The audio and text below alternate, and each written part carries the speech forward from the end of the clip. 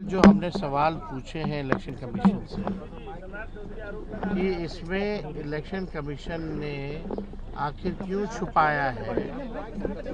जो लोग भी हैं बूथ वाइज जो है ईपी एपिक नंबर जो होता है, ईपीआईसी नंबर जो होता है, जो लोग जिनकी मृत्यु हुई है, जिनका स्थानांतरण हुआ है, या जो लोग जो हैं दूसरे विधानसभा चले गए हैं या शिफ्टेड है, आज उन लोगों को कम से कम इलेक्शन कमीशन को बताना चाहिए कि आखिर क्या कारणवश जो है नाम काटा गया।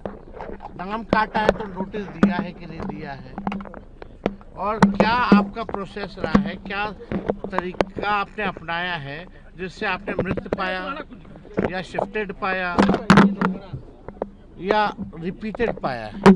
तो इसका जो जवाब इलेक्शन कमीशन को देना चाहिए। तो हम लोग तो लगातार इसी बात को जो है दोहरा रहे हैं।